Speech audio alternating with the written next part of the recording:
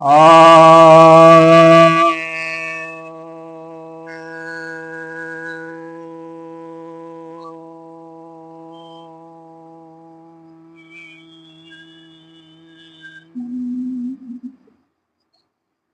सभी भक्तजनों को सप्रेम नमन। तो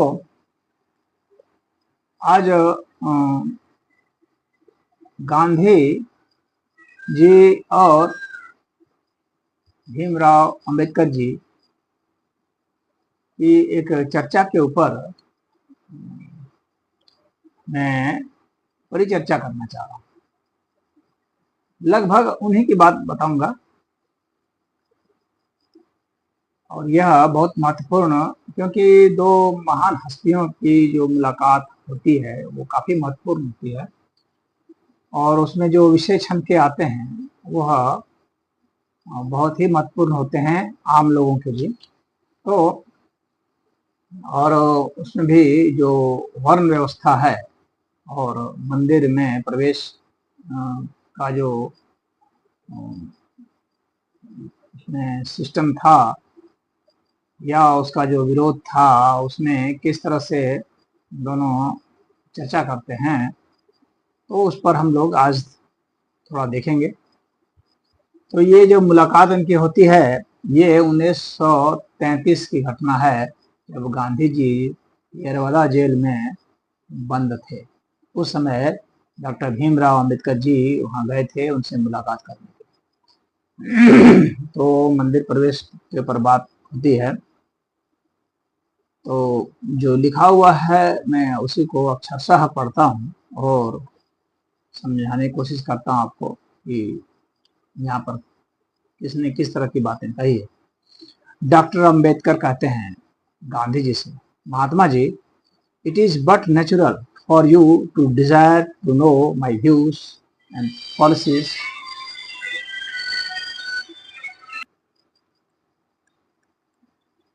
Mahatma ji, it is but natural for you to desire to know my views and policy relating to the recently put up temple entry bill। कह रहे हैं कि महात्मा जी, आप अभी जो मंदिर में प्रवेश का जो बिल अभी प्रस्तावित किया गया है उस विषय में आप मेरे विचार और मेरी नीतियां जानने को इच्छुक होंगे।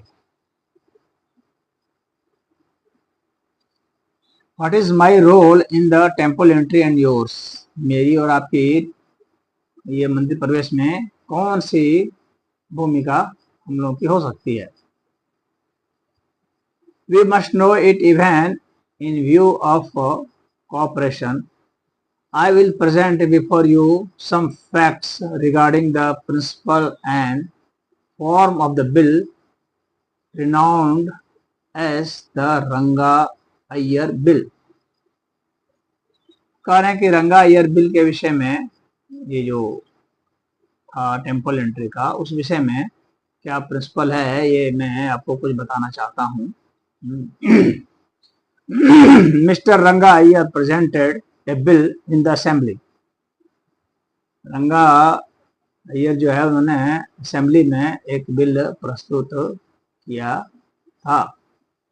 A similar but slightly different bill was presented by Dr. Subran for the Madras state in the Madras legislature। तो डॉक्टर सुब्रायन ने मद्रास राज्य में, ये मद्रास उसके असेंबली में ये बिल प्रस्तुत, इसी तरह का बिल एक प्रस्तुत किया था। Doctor Subbarayan bill was opposed by the viceroy. तो सुब्रायन का जो बिल था वो वायसराय ने अपोज किया था, विरोध किया था इसका। Doctor Subbarayan's bill is now presented in the assembly by mister Ranga Iyer in his own name. Ranga Iyer ने उसी बिल को अपने नाम से यहाँ पर प्रस्तुत किया है। तो इस विषय पर फिर जो है कहते हैं कि the bill has even been published. जो बिल है वो प्रकाशित भी हो चुका है। It is not clear whether Mr. Ranga Iyer has withdrawn his first bill to present Dr. Subrayans, or whether he has presented his bill in its original form along with Subrayans' bill. The report of the correspondent of the Times of India suggests that Ranga Iyer withdrew his first bill to present Subrayans. तो ये कह रहे हैं कि वो bill जो है doctor सुब्रयन ने जो प्रस्तुत किया था उसको डॉक्टर मिस्टर रंगा ने प्रस्तुत किया है, तो वह बिल जो है एक बार विड्रॉ करने के बाद फिर से उसको प्रस्तुत किया है, अपने नाम से प्रस्तुत किया है। और जो टाइम्स ऑफ इंडिया के जो पत्रकार हैं तो वे बता रहे हैं कि रंगा ने उस बिल को वापस ले लिया है, पहले वाले बिल को, और सुब्रायंस के जो बिल है उसको प्रस्तुत किया है। इस विषय पर गांधी जी कहते हैं, इफ इट इज सो, अगर ऐसा है तो इन माय व्यूज, मेरे विचार में, these two bills are contradictory in principle, ये दोनों बिल जो है विरोधाभासी हैं सिद्धांततः। First of all I must bring it to your notice, according to Mr. Ranga Iyer's first bill, the practice of untouchability is basically bad and therefore it would be improper to recognize it legally. कह रहे हैं कि जो mister Ranga Iyer जो हैं उनका जो पहला बिल मतलब था, तो वह पहला बिल जो है वो क्या है, तो वह छुआछूत के विषय में, उसकी जो प्रैक्टिस है उसके विषय में है। और वो कह रहे हैं कि वह जो है छुआछूत जो है वह मूलतः वह बुरा है और इसलिए यह जो है सही नहीं है कि इसको मान्यता दी जाए कानूनी रूप से। जबकि इसके विपरीत Mr. Subrayans' bill is silent over whether the practice of untouchability is good or bad. कह रहे हैं कि इसके विपरीत में मिस्टर सुब्रायंस का जो बिल है वह शांत है, कुछ नहीं कह रहा है इस विषय पर कि जो छुआछूत का व्यवहार है यह अच्छा है या बुरा है, according to him, and the question of temple entry, और उसी तरह से मंदिर में प्रवेश जो है वो सही है या गलत है, इस विषय पर भी वैसा ही है। In this perspective it will only benefit, और इस लिहाज से यह जो है लाभ पहुंचाने वाला। कह रहे हैं कि no one oppose the first bill and therefore we are not to lose anything, तो किसी ने भी पहला जो बिल था उस पर किसी ने भी विरोध नहीं किया, इसलिए हम लोग जो है इसमें कुछ भी खोने वाले नहीं है।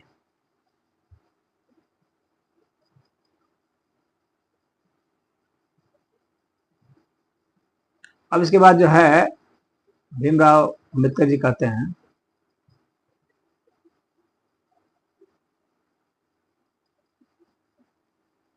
कि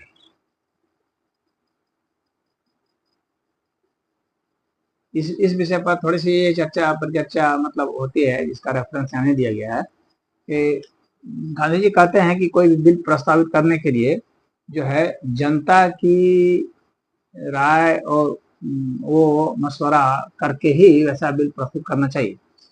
जबकि भीमराव अम्बेडकर जी कहते हैं कि अगर कोई सुधार करना है तो जनता की राय लेने की जरूरत नहीं है, क्योंकि जनता अपने सुधार वाली प्रवृत्ति की हो सकता है नहीं भी हो, जनता के पास वह माइंड सेट ही नहीं हो।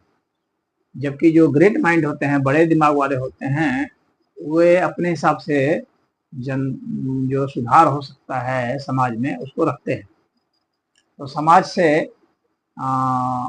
सलाह लेने की बात गांधी जी करते हैं और समाज से सलाह न लेने की बात अम्बेडकर जी करते हैं। वे कहते नहीं, अगर सुधार हो सकता है, वह सही है, वह न्यायपूर्ण है, तो जनता की राय की कोई जरूरत ही नहीं है।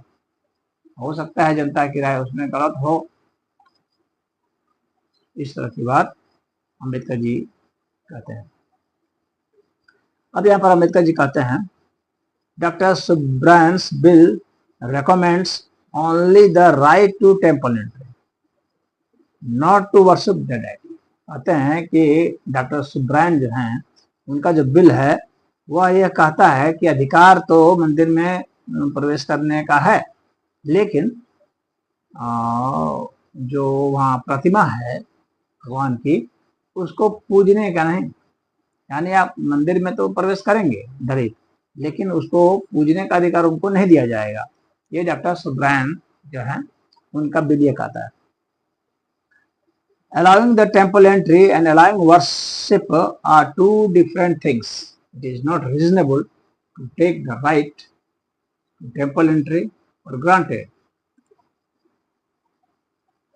तो ये कह रहे हैं कि ये दोनों ही अलग अलग चीज है, मंदिर में प्रवेश करना और वहां पर उसकी पूजा करना, भगवान की वहां पर पूजा करना, ये दो अलग अलग चीजें हैं।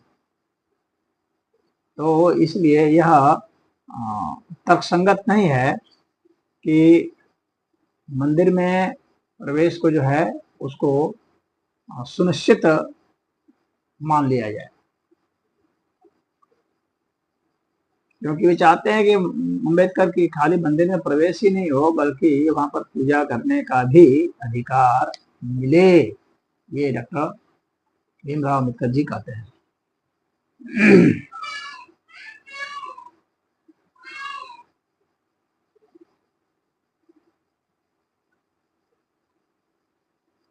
और कहते हैं डॉक्टर भीमराव अम्बेडकर कि इस विषय पर मदन मोहन मालवीय ने भी अपने विचार प्रकट किए, और विचार यह रखे हैं कि रंगा अय्यर का जो बिल है वह भगवान की मूर्ति को देखने का अधिकार तो देता है, लेकिन पूजने का अधिकार नहीं। और उन्हीं की बात को लेकर के डॉक्टर अम्बेडकर गांधी जी को इस बात को बताते हैं। डॉक्टर अम्बेडकर कहते हैं, it will be reasonable to assume that if the bill implies that it is a useless bill. कहते हैं कि अगर इस तरह का तर्क इसके साथ आ रहा है तो मैं समझता हूं कि यह जो बिल है, यह बिल, ये प्रस्ताव है, यह निरर्थक है। इस पर गांधी जी कहते हैं, I don't believe that Pandit Malaviya would interpret it that way.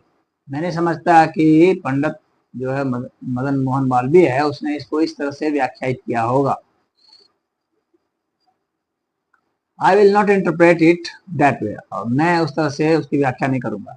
I say the untouchables have the same right to worship as the caste Hindus have. Gandhi ji कहते हैं कि मैं यह मानता हूं कि जो तथाकथित अछूत हैं उन्हें उतना ही अधिकार है जितना जो अछूत नहीं है उतना। गांधी जी कहते हैं जो तथाकथित अछूत हैं उन्हें उतना ही अधिकार है जितना जो तथाकथित अछूत नहीं है, उन्हें जितना अधिकार है पूजा करने में या मंदिर प्रवेश में, उन्हें भी उतना ही अधिकार है। I will not tolerate such discrimination. मैं इस तरह का कोई भेदभाव पसंद नहीं करूंगा और मैं बर्दाश्त नहीं करूंगा। गांधी जी कहते हैं, but worship must include flowers as well as the priests ही। लेकिन जो पूजा है वह निश्चित ही उसमें फूल होने चाहिए और पुजारी की जो फीस है वह भी होनी चाहिए। यानी पुजारी की फीस जो लगती है वह भी दिया जाना चाहिए दलितों के द्वारा। दलित यह नहीं कह सकते कि भाई मैं फीस नहीं दूंगा और मैं ऐसे ही पूजा कर लूंगा फ्री में। तो पुजारी की फीस जो है देनी होगी, ऐसा गांधी जी कहते हैं। अम्बेडकर जी कहते हैं, I would like to tell you what my policy is regarding the bill. I feel that the temple entry will not make any difference in the present condition for the untouchables। Ambedkar ji कहते हैं कि इस bill के विषय में मैं यह कहना चाहूँगा कि मंदिर प्रवेश का जो बिल है, यह प्रस्ताव जो है, ये कोई भी अंतर नहीं करेगा अछूतों की परिस्थितियों में। कोई उनकी परिस्थितियों में बहुत अंतर नहीं आने वाला है। But political rights will enhance their social status and their sense of religious and social inferiority will automatically vanish. तो अम्बेडकर जी का मानना है कि जो राजनीतिक अधिकार है यह ज्यादा महत्वपूर्ण है। वे कहते हैं कि राजनीतिक अधिकार अगर उनका बढ़ा दिया जाए तो अछूतों का, दलितों का अगर राजनीतिक अधिकार बढ़ा दिया जाए तो उनका जो सामाजिक स्तर है वह भी बढ़ जाएगा, और जो धार्मिक जो उनको इंफीरियरिटी है यानी निम्नता है, धार्मिक निम्नता जो है वह अपने आप ही समाप्त हो, यानी धार्मिक निम्नता जो आई है और सामाजिक निम्नता जो आई है वह अपने आप ही खत्म हो जाएगी अगर हम राजनीतिक अधिकार उन्हें दे देते हैं तो। So I attach more importance to political rights, इसलिए मैं राजनीतिक अधिकार पर ज्यादा जोर देता हूँ। अम्बेडकर जी का कहना है कि राजनीतिक अधिकार पर मैं ज्यादा जोर देता हूँ क्योंकि इस अधिकार से उन्हें सब अधिकार मिल जाते हैं। If other parties and members accept that their work cannot be accomplished without the untouchable representatives vote in the council, they will also recognize the vote of the untouchables। कह रहे हैं कि अगर अछूतों का जो प्रतिनिधित्व है अगर उनका वोट चाहिए अन्य को तो उन्हें इसके अधिकार को मानना ही पड़ेगा।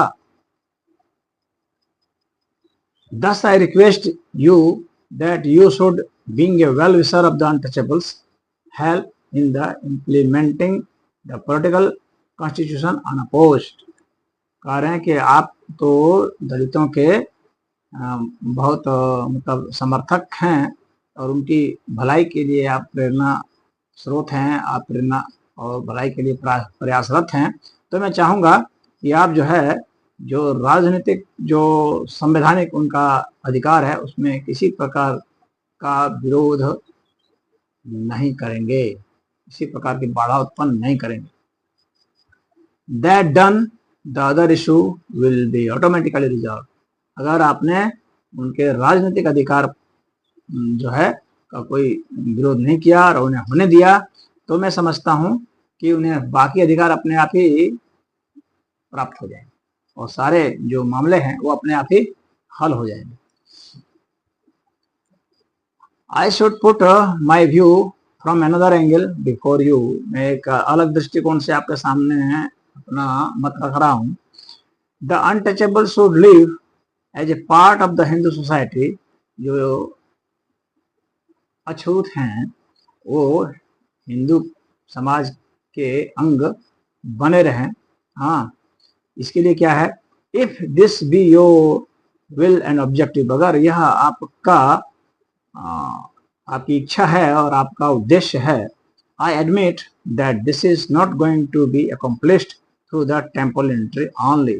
तो मैं यह मानता हूँ, स्वीकार करता हूँ कि यह मंदिर में प्रवेश मात्र से यह जो है अपने आप नहीं हो जाएगा, ये पूरा नहीं हो जाएगा। यानी मंदिर में प्रवेश मात्र से ही उनके सब अधिकार नहीं मिल जाएंगे, लेकिन अगर राजनीतिक अधिकार दे दिए जाएं, उनको वोट का अधिकार, उनको जनप्रतिनिधित्व का अधिकार, सब तरह का संवैधानिक अधिकार, तो उन्हें सब अधिकार अपने आप ही मिल जाएंगे। ये डॉक्टर भीमराव अम्बेडकर जी का दृष्टिकोण है।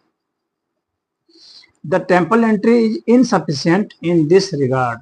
मंदिर में प्रवेश करना यह बहुत ही जो है अपर्याप्त है। I will cite my own example to tell you that Hinduism cannot offer an intellectual solution। मैं आपको अपने उदाहरण से ही बता देना चाहता हूँ कि जो हिंदू धर्म है वह इसका एक बौद्धिक समाधान नहीं देता है, बौद्धिक समाधान नहीं दे सकता है। There is no betrayal with intellect। जो बौद्धिकता है उसके साथ जो है दगाबाजी नहीं की जा सकती।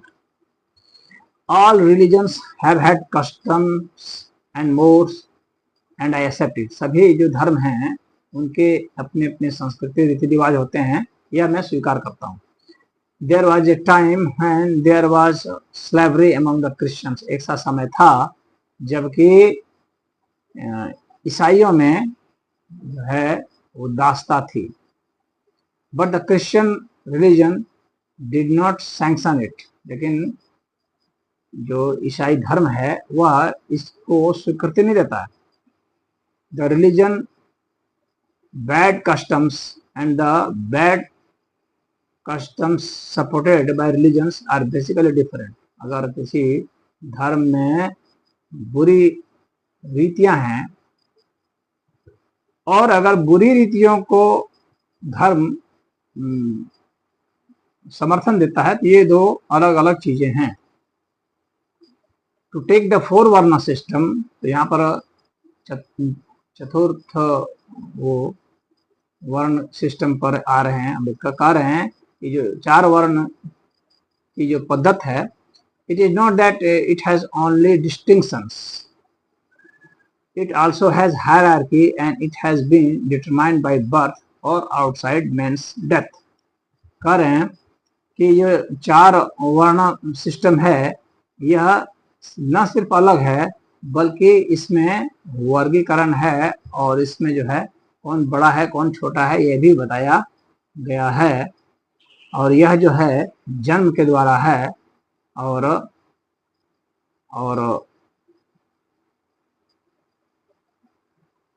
या तो जन्म के द्वारा है या मनुष्य के मरने के बाहर के चीज के बारे में। आउटसाइड मेंस डेथ, यानी आदमी के मरने के बाद की स्थिति है। तो यहाँ पर मैं एक छोटा सा कमेंट करूंगा कि वर्ण व्यवस्था जो है ना वो जन्म के आधार पर जो है वेद में नहीं है। और यहाँ पर जो अम्बेडकर जी कह रहे हैं कि डिटरमाइंड बाय बर्थ, यह वेद के द्वारा प्रमाणित नहीं होता है। और वर्ण व्यवस्था वाले वीडियो है उसमें देख लें। लेकिन यहाँ पर भीमराव अम्बेडकर जी कह रहे हैं कि यह जन्म के द्वारा निर्धारित है 4 वर्ण का सिस्टम, यानी ब्राह्मण क्षत्रिय वैश्य शूद्र, ये 4 वर्ण जो है यह जन्म के द्वारा आधारित है। उनका यह है यहाँ पर मानना है, लेकिन ऐसा वेद में नहीं।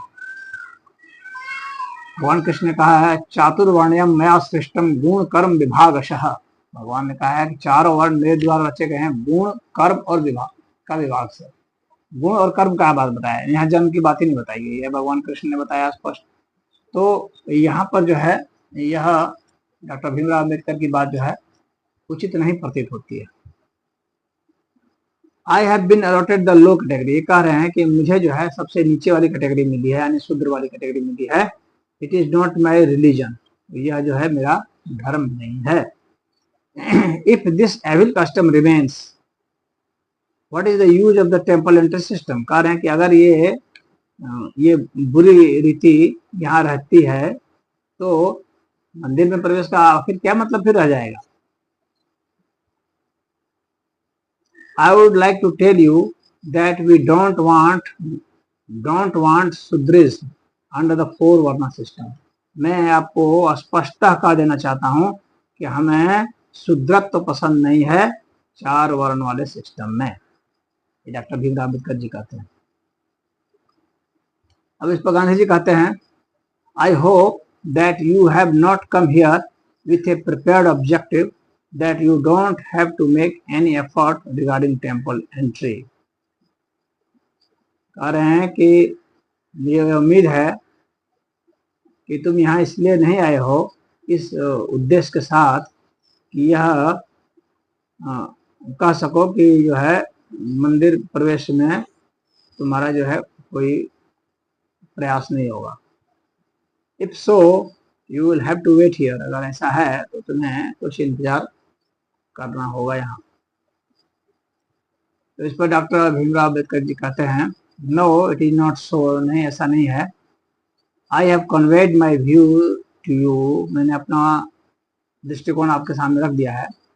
You should come out with your point of view, आपको अपना जो है नजरिया रखना चाहिए।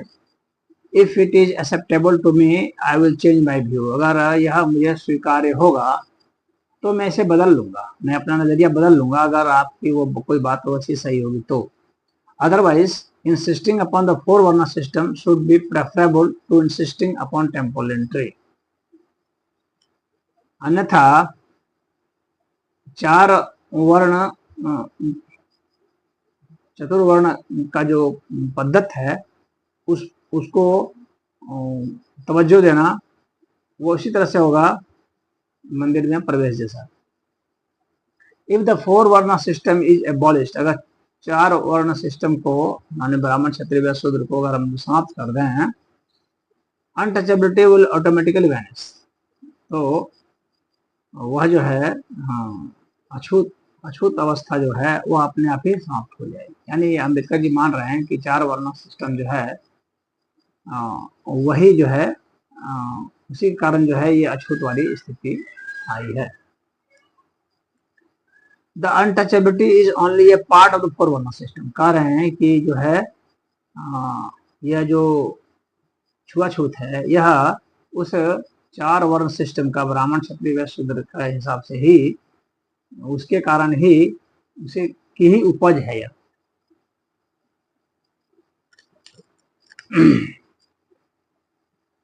जबकि शास्त्र में बताया गया है कि आप जो है ब्राह्मण से क्षत्रिय, क्षत्रिय से वैश्य, वैश्य से शूद्र हो सकते हैं।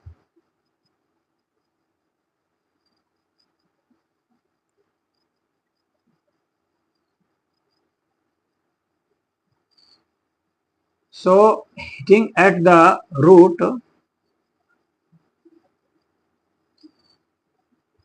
is the true path of reform, कह रहे हैं कि इसलिए जो इसका जो मूल है वहां पर जो है आक्रमण करना ही सुधार का सबसे अच्छा तरीका है।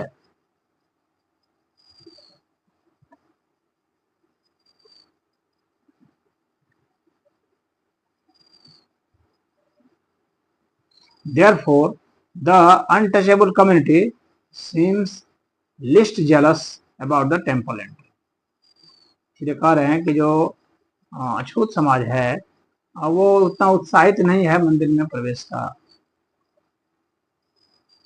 They are not willing to fight for that one cause only, वे उसमें उस एक काम के लिए लड़ने के लिए तो कोई तैयार नहीं। From the point of view of self respect, अपने स्वाभिमान के लिए fighting for temple entry is indicative of the absence of self respect, मंदिर में प्रवेश के लिए लड़ना यह बतलाता है कि अपना जो है स्वाभिमान की अनुपस्थिति है। You will not let us enter the temple and we don't have to go there anyway, आप हमें वहां पर मंदिर में प्रवेश नहीं करने देंगे और हम लोग को वहां जाने की कोई जरूरत ही नहीं। Not observing untouchability is indicative of humility, छुआछूत जो है वह नहीं करना वही अपने आप में सबसे बड़ा मानवता है। यहाँ तो अम्बेडकर जी बिल्कुल सही कह रहे हैं। If the caste Hindus admit it well and good, अगर जो है जो हिंदू हैं गैर मतलब कि जो गैर अछूत जो हिंदू हैं अगर वे इसको स्वीकार करते हैं तो यह बहुत ही अच्छा है। अगर नहीं करते हैं otherwise they must amend there conduct, अगर ऐसा नहीं करते हैं तो उन्हें अपने में सुधार करना पड़ेगा, अपने व्यवहार में सुधार करना पड़ेगा।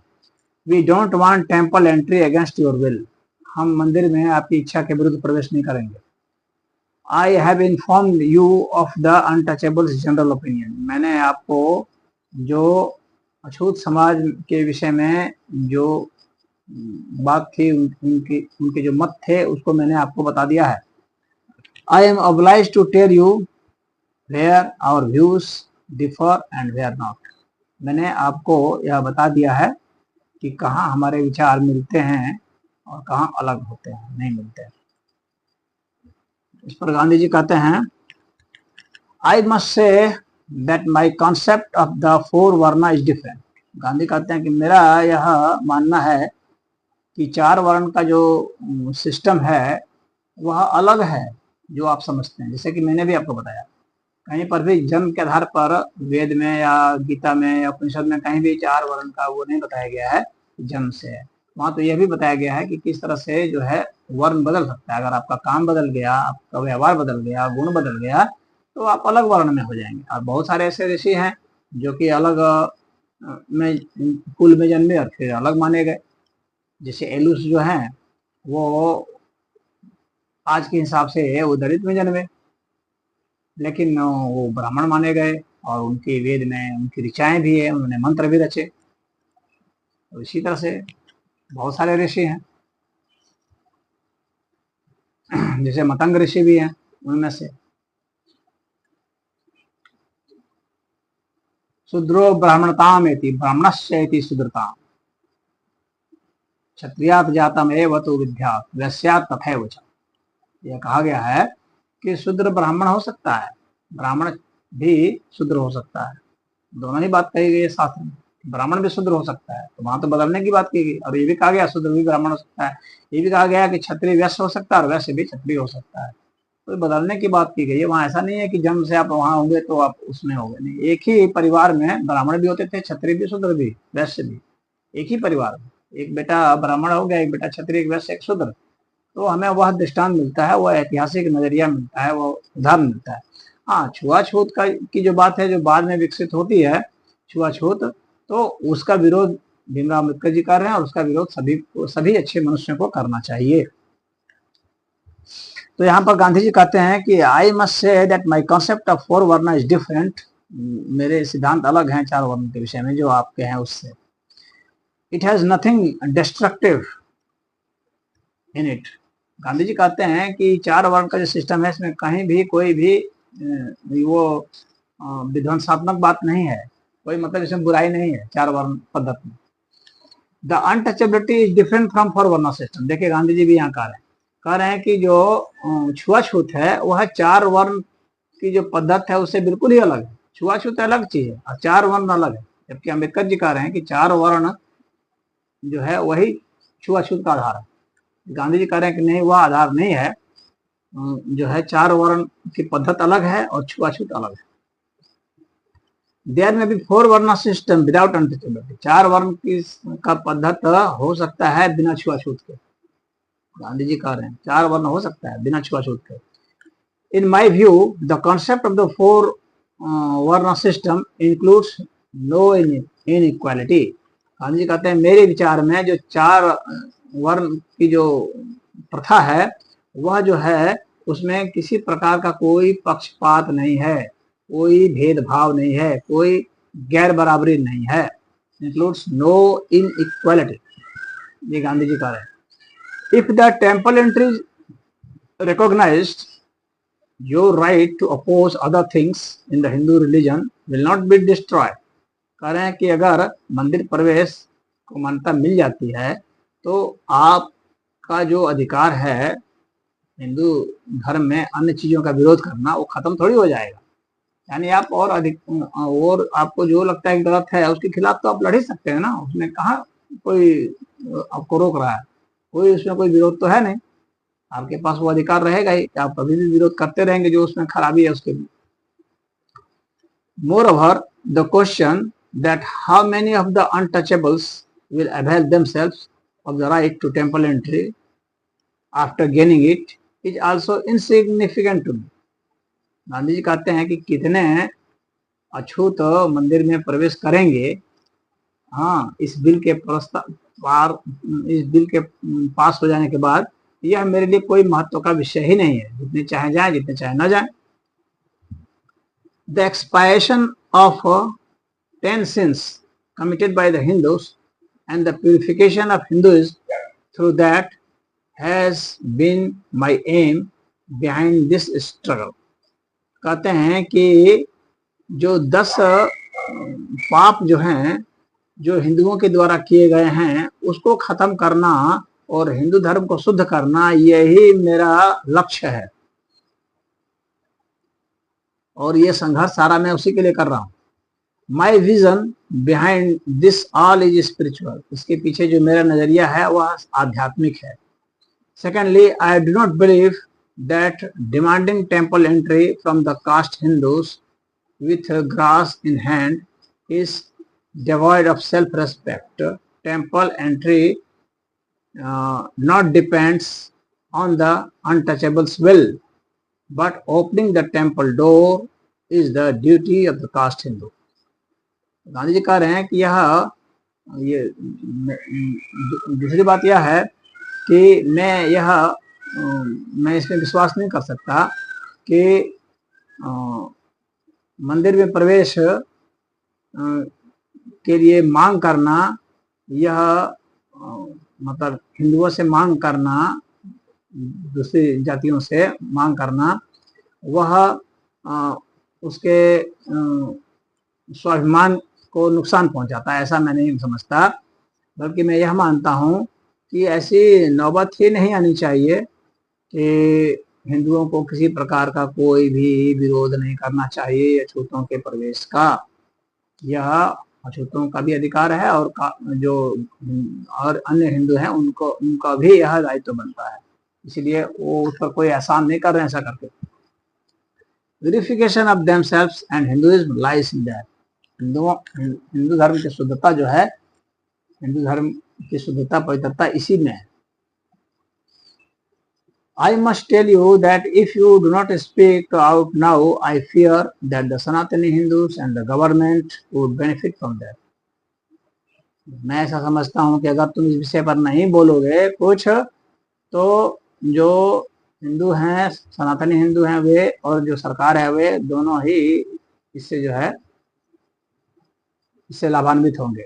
I feel that a reform in religion will raise the status of living for the untouchables. मैं यह मानता हूँ कि धर्म में जो सुधार है उससे जो अछूत माने जा रहे हैं उनमें भी सुधार होगा।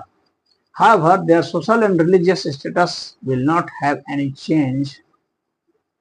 तो कह रहे हैं कि उनका हो सकता है कि सामाजिक और धार्मिक स्तर भले ही न बदले इस बिल से।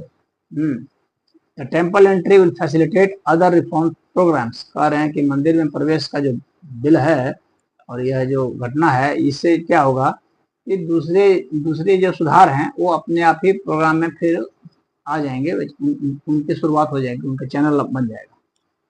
इस पर डॉक्टर भीमराव अम्बेडकर जी कहते हैं, I do not accept your please. Ambedkar ji कहते हैं कि मैं आपके इस दलील को नहीं मान रहा हूँ। I feel that the temple entry will not open other venues. कह रहे हैं कि मंदिर में प्रवेश जो है यह अन्य दूसरे जो हैं और मुद्दे को नहीं ला पाएंगे। The passengers do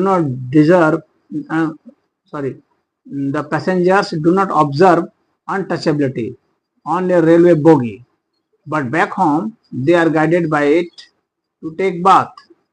कह रहे हैं कि यह ठीक है कि रेलवे में अगल बगल बैठे हुए हैं, वहां पर जो है वो कोई छुआछूत नहीं कर रहे हैं, लेकिन फिर जब घर में चले जाएंगे तो वहां घर में जाकर के फिर वो नहाएंगे तो उसको कौन रोकेगा वहां पर, बताइए। I believe that it will not happen in the temple case. मैं समझता हूँ कि यह मंदिर वाले केस में यह ऐसा नहीं होगा। Besides, even if your views are held right, अगर आपकी इस बात को सही भी मान लिया जाए, I think that the opposition of the temple entry will diminish after an improvement in all the political, economic and educational status of the untouchable class. कह रहे हैं कि जो अछूत वर्ग का अगर हम राजनीतिक, आर्थिक और शैक्षणिक अगर उसमें विकास कर देते हैं तो जो मंदिर में प्रवेश का जो मुद्दा है वो अपने आप ही समाप्त हो जाएगा। तो मैं भीमराव अम्बेडकर जी यहाँ पर ठीक कह रहे हैं, गलत नहीं कह रहे हैं, कि वह अधिकार तो अपनी जगह पर है ही। तो सबसे बड़ा अधिकार है राजनीतिक अधिकार, जिसको भीमराव अम्बेडकर जी स्वीकार करते हैं, इसको मैं भी स्वीकार कर रहा हूँ। और वो जो कह रहे हैं कि जो राजनीतिक और आर्थिक और जो शैक्षणिक वो अधिकार मिल जाने से सब हो जाएगा, ये सब हो जाएगा।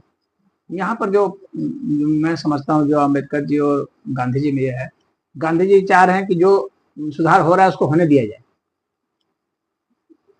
और अम्बेडकर जी ये सोच रहे हैं कि नहीं, जो सबसे पहले जो सबसे महत्वपूर्ण है उसको सबसे पहले कर दिया जाए, तो बाद वाले अपने आप होते रहेंगे या ना भी होंगे कोई बात नहीं है, पहले जो सबसे महत्वपूर्ण है उसको कर दिया जाए। और गांधी जी का ये मानना है कि जो हो रहा है उसको होने दो, उसको उसमें बाधा मत बनो। मुख्य बात इतनी ही सी है, दोनों अपने अपने दृष्टिकोण से सही है। मिस्टर गांधी, गांधी जी कह रहे हैं, I don't feel so, Gandhi कह रहे हैं मैं ऐसा नहीं समझ रहा हूँ जैसा तुम समझ रहे हो। The Sanatanis hold that both are equally untouchables. तो कह रहे हैं कि सनातनी यह मानते हैं कि ये दोनों जो है वह दोनों ही अछूत की स्थिति है, यानी मंदिर में प्रवेश वाली जो बात है वह भी, और जो राजनीतिक अधिकार और आर्थिक और शैक्षणिक अधिकार है यह भी, दोनों ही जो है ये अछूत की स्थिति है, दोनों ही एक जैसे ही अछूत की स्थिति है। तो डॉक्टर अम्बेडकर कहते हैं, at last I must say that no reformist should forget that if the focus is on temporary details only and the root of the problem is not tackled, we will have to fight an independent fight for everything, and if we focus more on details, the essential and important things will be ignored.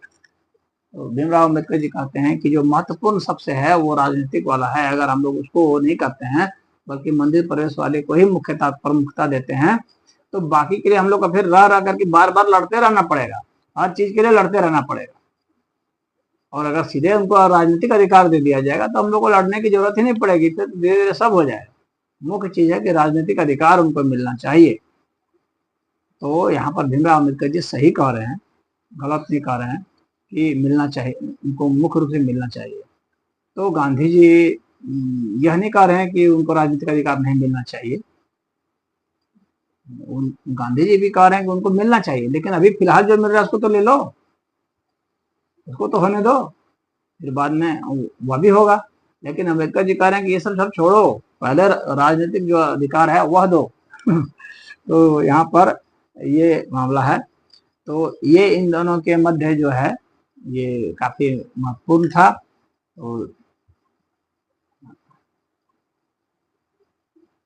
और इस विषय पर doctor Bhimrao Ambedkar ji ने गांधी जी की एक पत्रिका थी हरिजन, उसमें अपना लेख भी लिखा था, और जो उन्होंने लेख लिखा था तो उस लेख का थोड़ा सा हिस्सा जो है मैं आप लोगों के सामने पढ़ कर सुना रहा हूँ। The outcast is a by product of the caste system. कह रहे हैं कि जो अछूत हैं वे जो है ये इसी जो है जातिवाद की ही व्यवस्था का ही एक उत्पाद है, बाई प्रोडक्ट है, उप उत्पाद है। There will be outcaste as long as there are caste. कह रहे हैं कि जब तक जातियां हैं तब तक जो है ये अछूत व्यवस्था भी रहेगी, जब तक जातियां तब तक जात बाह्य भी रहेंगे। Nothing can emancipate the outcaste except the destruction of the caste system. कह रहे हैं कि जब तक जातवाद की व्यवस्था को ही खत्म नहीं कर दिया जाए, यानी ये जातवाद का सिस्टम ही खत्म नहीं कर दिया जाए, तब तक जो है इस तरह की बात रहेगी। मैं यहाँ भीमराव अम्बेडकर जी से सहमत हूँ, ये जातवाद के सिस्टम को ही खत्म करना होगा, ये बात अम्बेडकर जी बिल्कुल सही कह रहे हैं।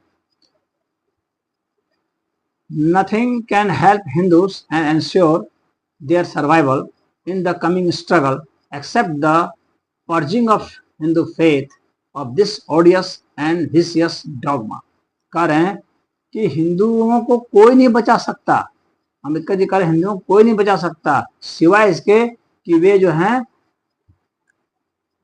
हिंदू धर्म से इस जातवाद के सिस्टम को और यह जो है भेदभाव वाला सिस्टम को काट करके हटा दें, इसके सिवाय हिंदुओं को कोई नहीं बचा सकता।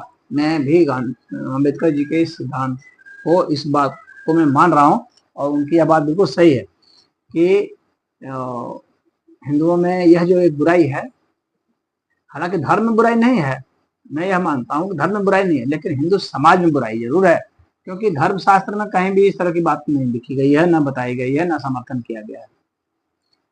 वहां पर कुछ है ही नहीं इस तरह से। लेकिन समाज में तो है, ये बात तो सच है। तो समाज में है तो समाज में कैसे ये खत्म हो सकता है? तो ये खत्म होने के लिए भीमराव अम्बेडकर जी बिल्कुल सही बात कर रहे हैं कि हम लोग को जातवाद वाला सिस्टम को ही खत्म करना पड़ेगा, तभी जो है जात बाह्य वाला जो सिस्टम है वो खत्म होगा, तभी जो है इस तरह का जो भेदभाव है वो खत्म होगा। तो इसको खत्म करना पड़ेगा, और खत्म करने के लिए क्या करना पड़ेगा? खत्म करने के लिए हम लोग को अंतरजातीय विवाह को बढ़ाना देना पड़ेगा। एक दूसरा जो अभी चल भी रहा है, बहुत जगह हो रहा है, लेकिन इससे भी बढ़ करके महत्वपूर्ण बात है कि स्वजातीय विवाह को प्रतिबंधित करना पड़ेगा। ये दो बातें हैं, अंतरजातीय विवाह को बढ़ावा देना, मान लीजिए बढ़ावा दिया जा रहा है, पहले से दिया जा रहा है, लेकिन फिर भी बहुत कम लोग कर रहे हैं, तो फिर कैसे होगा? तो अपने जाति में विवाह ही जो है जात का आधार है, तो अगर उसको ही प्रतिबंधित कर दिया जाए कानूनन, तो फिर अपने आप ही जाति खत्म हो जाएगा, जाति सिस्टम खत्म। क्योंकि जाति सिस्टम का मुख्य आधार जो है वह अपने में ही विवाह करना ही तो है। एक यादव में शादी कर रहा है, एक राजपूत में शादी कर रहा है, एक ब्राह्मण में शादी कर रहा है, एक जाट में शादी कर रहा है, एक गुज्जरों में शादी कर रहा है, एक चमारों में शादी कर रहा है, एक बिंदों में शादी कर रहा है, एक मलाहों में शादी कर रहा है। इसलिए तो ये है। तो अगर उसको अपने में ही विवाह करने के लिए रोक दिया जाएगा कानूनन, तो खत्म हो जाएगा। और अम्बेडकर जी कानूनी पहलू पर विशेष जोर देते थे, और मैं भी इसी बात को मानता हूँ, अम्बेडकर जी की इस बात का समर्थन करता हूँ कि कानूनन ही किया जाना चाहिए, तब जाकर के ये जो है सही हो पाएगा और व्यापक स्तर पर लागू हो पाएगा बिना किसी अपवाद के। तो इसमें इतना ही। हरिओम।